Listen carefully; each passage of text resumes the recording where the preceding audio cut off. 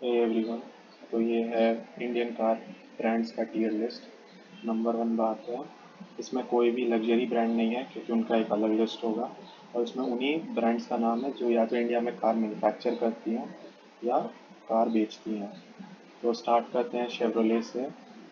तो उसे होना चाहिए डी पे, पर मैं उसे सी में दूंगा क्योंकि इनकी कार्स तो चली नहीं। ये अपने सारे ब्रांड्स ला के फेल हो गए, ओपल, डेबू, वॉक्सॉल, और फिर खुद भी बंद कर दी प्रोडक्शन। तो इनको सी दूंगा। अल्फ़ाबेटिकल ऑर्डर में जाएंगे। सुप्रीम का मतलब है सबसे अच्छी कंपनीज। ए का मतलब है कंपनीज जो मेजॉरिटी अच्छे प्रोडक्ट्स और सर्विसेज देती हैं। बी का मतलब है कंपनीज जिनके पॉजिटिव्स और नेगेटिव्स बैलेंस्ड आउट हो जाते हैं। सी ऐसी कंपनीज जिनके नेगेटिव ज़्यादा हैं। और डी ऐसी कंपनीज जिनसे कोई उम्मीद ही नहीं है कभी कोई अच्छा प्रोडक्ट लॉन्च करने के लिए। शेवरले को सिर्फ चाइना में ही प्रॉफिट कमाता है। नेक्स्ट है डैटसन। डैटसन होगा नेक्स्ट, जिसको भी पुट कर दूंगा सी में क्योंकि डैटसन निसान का पुराना टेक्नोलॉजी को यूज़ करके कार बेचता है और उसके कार्स उतने स्ट्रॉन्ग नहीं होते हैं। क्रैश रिपोर्ट्स दोनों ही कार के, जो गो है और गो प्लस, इतने कुछ खास नहीं है। रेडी गो भी बिल्ड में कुछ अच्छा नहीं होता है। ओपन मेटल जो कि रस्ट कर सकता है और बहुत ही फाइन मेटल है। उसके बाद आता है फोर्ड, जिसको मैं पुट करूँगा बी पे। फोर्ड की कुछ कार्स काफ़ी अच्छी हैं। इकोस्पोर्ट काफ़ी सक्सेसफुल है, एंडेवर भी है। बजट सेगमेंट में उतना कार नहीं है ये लोग का। उसके बाद आता है फियाट, जो कि जाएगा डी में। फियाट का इंजन सब यूज़ करते हैं पर फियाट खुद सक्सेसफुल नहीं है क्योंकि वो लोग कभी सर्विस में ध्यान नहीं दिया। इसके बाद आता है फोर्स, जो कि सी सेक्शन में है। मर्सिडीज का एक ही इंजन है जिसको ये लोग बार बार यूज़ करते हैं और वो एक ही इंजन को यूज़ कर करके कार्स बनाते रहते हैं। तो इससे कुछ नया करता ही नहीं है कंपनी, सिर्फ फेशियल चेंजेस जो होता है। उसके बाद आता है एच। एच से होंडा, जिसको मैं पुट करूँगा ए में।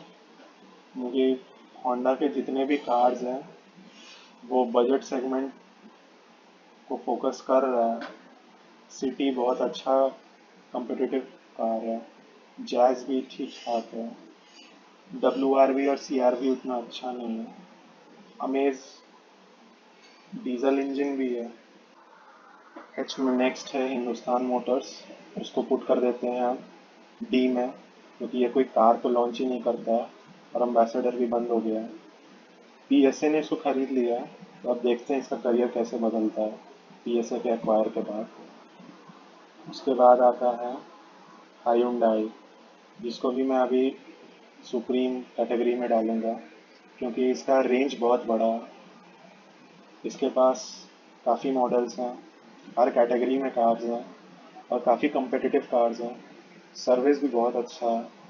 अगर सर्विस देखा जाए तो अभी तक जितनी भी कंपनीज हैं उसमें इसी का सर्विस है जो पैन इंडिया है। तो ये सुप्रीम कैटेगरी में है। इसकी सेफ्टी भी बहुत ख़राब नहीं है, मारुति से बेहतर है।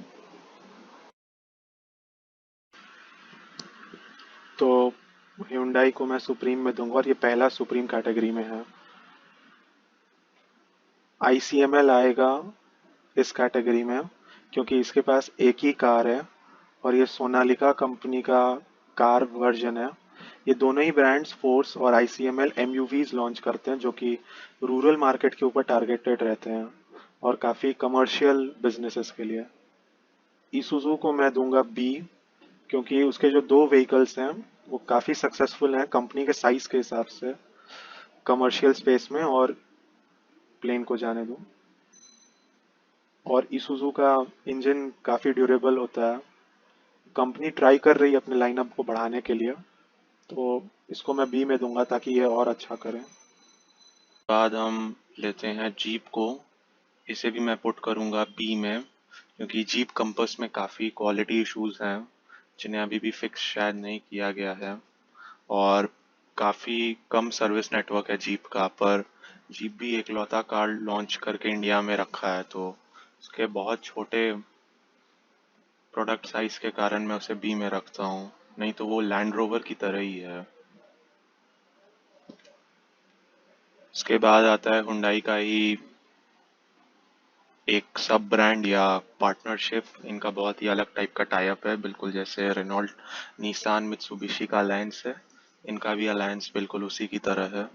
तो किया को मैं पुट करता हूँ ए में, क्योंकि इसने एक ही कार लॉन्च किया है जो कि किया सेल्टस है, और इसने मार्केट में बहुत अच्छा रिस्पॉन्स दिया है। उसके बाद मैं पुट करूँगा निसान को सी में, क्योंकि ये बिल्कुल भी एफर्ट ही नहीं दे रहा है पिछले एक साल से। रेनो तब भी कुछ करता है जबकि निसान उसकी पेरेंट कंपनी है, और उसने तो इंडियन मार्केट में जैसे सब कुछ छोड़ ही दिया है। कोई नया माइक्रा नहीं आ रहा है, सनी फेसलिफ्ट नहीं है। इन्होंने टरानो को लॉन्च किया, उसके बाद नए प्ला जो कि यूरोप में मॉडल आ गया है, उसके प्लेटफॉर्म में बनाया नहीं।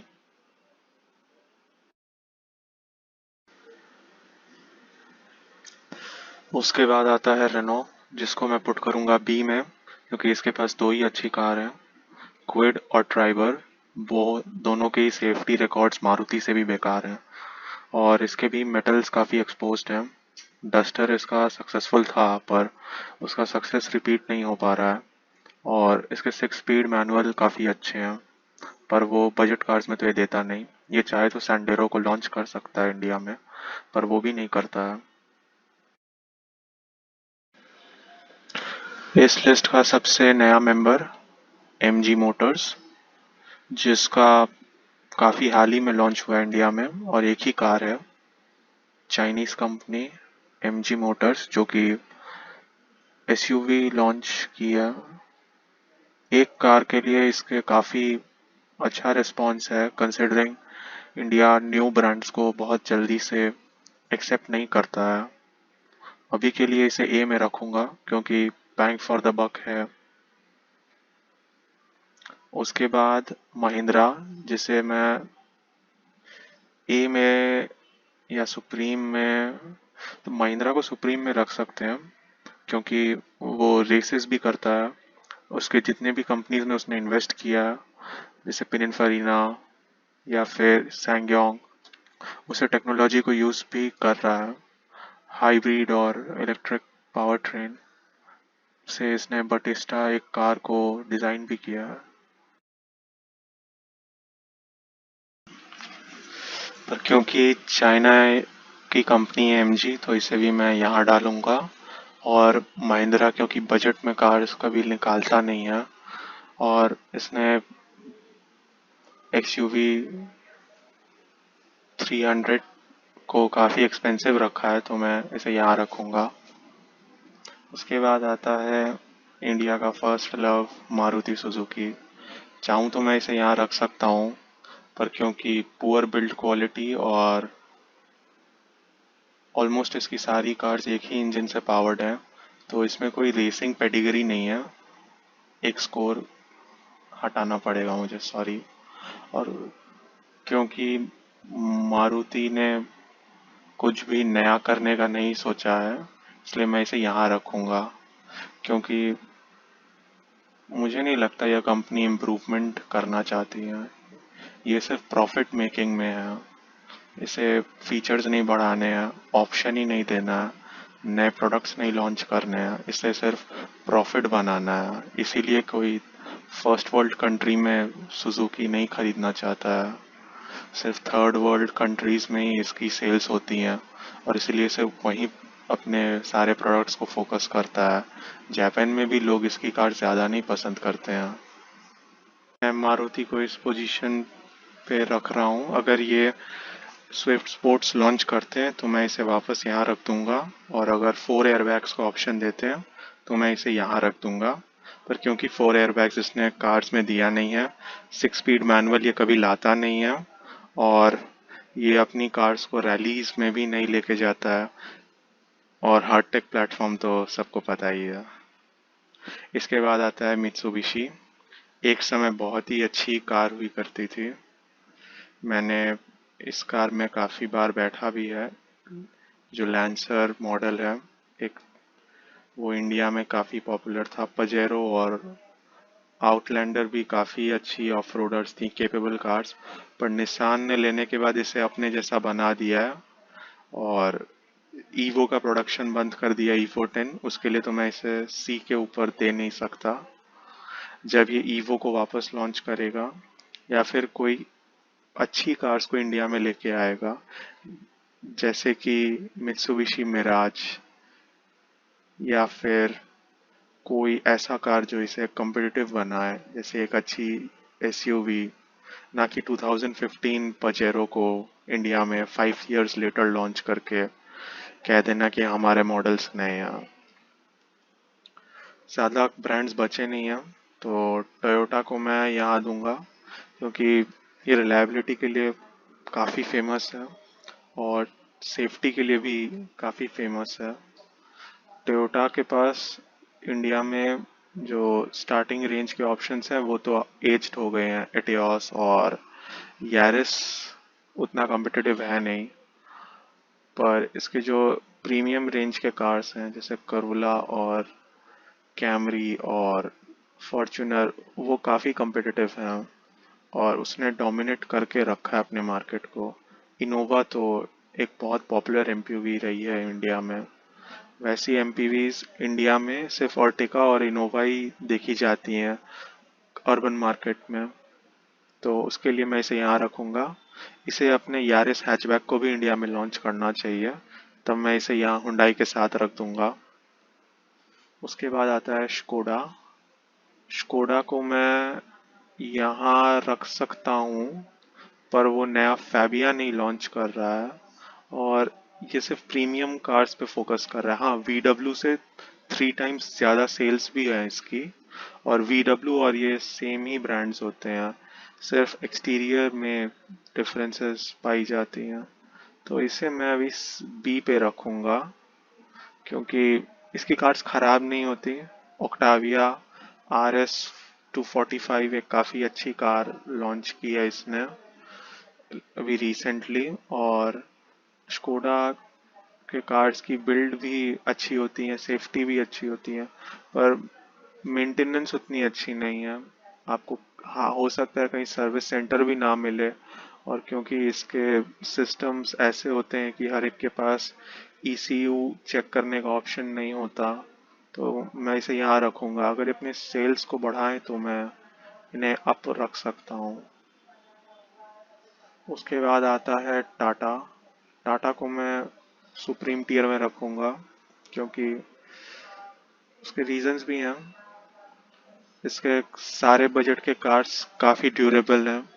हो सकता है मैकेनिकल इश्यूज़ों पर सेफ्टी के मामले में कॉम्प्रोमाइज़ नहीं करते, और किसी से भी पूछ लो वो 2,000 रुपये एक्स्ट्रा दे देंगे सर्विस में, या हो सकता है 2-3 हज़ार किलोमीटर पहले सर्विस करा लें, या एक पार्ट एक्स्ट्रा लग जाए 30,000 किलोमीटर्स पे या 60,000 किलोमीटर्स के बाद आपकी एक दो मैकेनिकल पार्ट्स ज़रूर वेयर आउट हो जाएं। पर जब एक कार सेफ होती है तो वो उसके कॉस्ट को कवर कर देती है, क्योंकि हॉस्पिटल का बेड भी बहुत महंगा होता है और लाइफ के साथ क्यों रिस्क लें। इसकी सारी कार्स ही अभी काफ़ी अच्छी हैं, परफॉर्मेंस में भी और फीचर्स में भी। सिर्फ इसकी एसयूवीज अभी थोड़ी अनकम्पिटिटिव हो गई हैं, पर शायद ये कुछ करेंगे। मैं इसे डी में पुट करूंगा वोक्सवैगन को, क्योंकि उन्होंने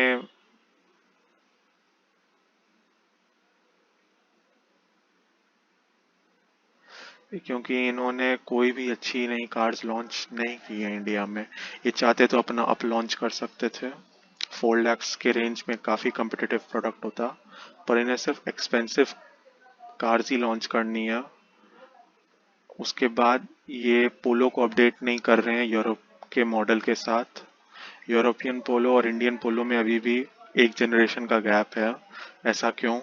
सेम ये फाबिया को भी लॉन्च नहीं कर रहे हैं इंडिया में। काफ़ी अच्छी हैचबैक्स हैं, काफ़ी कम्पिटिटिव हैं, पर उनको लॉन्च नहीं किया जा रहा है, इसीलिए मैं इनको यहीं रखूँगा।